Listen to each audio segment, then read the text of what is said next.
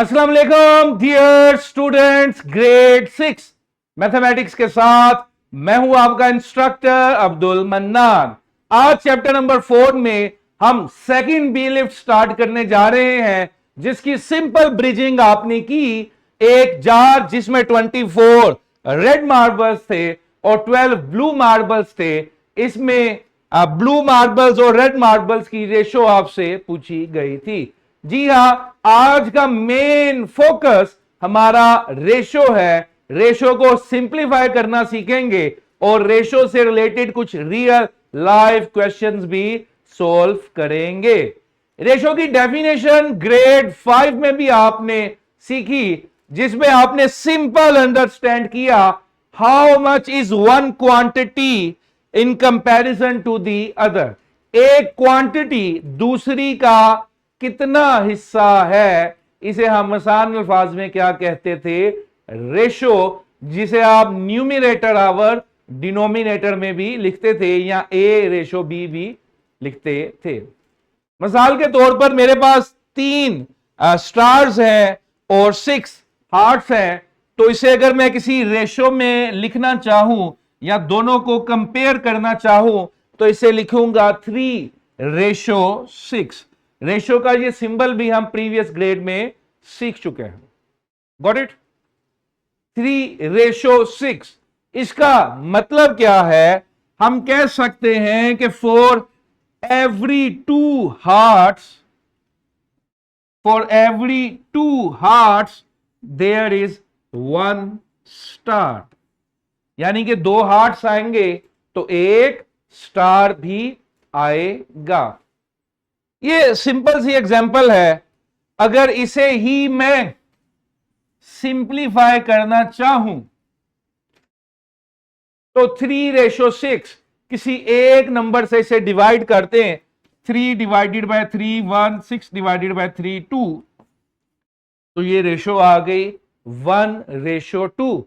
तो किसी भी रेशो को अगर आप सेम नंबर से मल्टीप्लाई कर दें या डिवाइड कर दें तो वो रेशो ओवरऑल वही रहती है, उसकी अंदर कोई तब्दीली नहीं आती। एक क्वेश्चन है मेरे पास जिसमें 3 डिजिट नंबर्स को रेशो को हमने सिंप्लीफाई करना है। क्वेश्चन है 540 डिवाइडेड बाय 8100, 0 से 0 कैंसल। अगेन मैं बहुत छोटे नंबर से भी काटना स्टार्ट कर सकता हूं।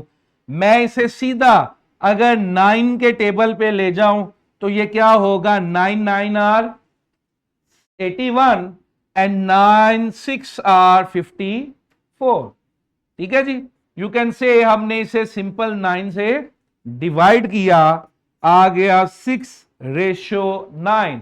क्या ये फर्दर सिंप्लीफाई होता है? जी हां। 3 के टेबल पे अगर मैं डिवाइड कर दूं तो ऊपर 2 आ जाएगा और नीचे 3, तो 2:3 और 2/3, या आप अगर इसे डेसिमल में लिखना चाहें तो ये तकरीबन 0.667 बनता है। तो रेशो को सिंप्लीफाई करना आसान सा काम है। इससे रिलेटेड क्वेश्चन आपके क्लास वर्क में भी हैं और होमवर्क में भी है। थोड़े से स्टेटमेंट वाले क्वेश्चंस देखते हैं रियल लाइफ से रिलेटेड। क्वेश्चन बड़ा सिंपल सा है। सुहेल और आमना को पॉकेट मनी दिया जाता है 6,000 रुपीज, जो इनमें डिस्ट्रीब्यूट होता है बाय द रेशो 3:2। सुहेल और आमना को पॉकेट मनी मिला 6,000 रुपए, जो इनमें डिवाइड होगा वाया 3:2। अगर 3:2 को अंडरस्टैंड करें तो इसका मतलब है 3 हिस्से सुहेल के, शाबाश सोचिए, 2 हिस्से आमना के। 3 हिस्से सुहेल के, 2 हिस्से आमना के, तो टोटल कितने हिस्से हो गए? 5। Got it? जब भी आपने रेशो वाला कोई भी क्वेश्चन करना है, आपने हमेशा इस पॉइंट को अंडर ऑब्जर्वेशन रखना है कि 3:2 का मतलब है कि 3 इसके पास, 2 इसके पास, तो टोटल कितने हिस्से थे? 5। अब अगर हम कैलकुलेट करें तो सुहेल को क्या मिला? सुहेल को 5 हिस्सों में से 3 हिस्से मिले, यानी कि 3/4 5 मिला। किसका? 6000 का 3/5। तो 6000 का 3/5 कैसे कैलकुलेट होगा? Simple 3/5 multiply by 6000 which is 3600। Got it? इसी तरह आमना का कितने हिस्से थे? आमना के 2। कितने में से?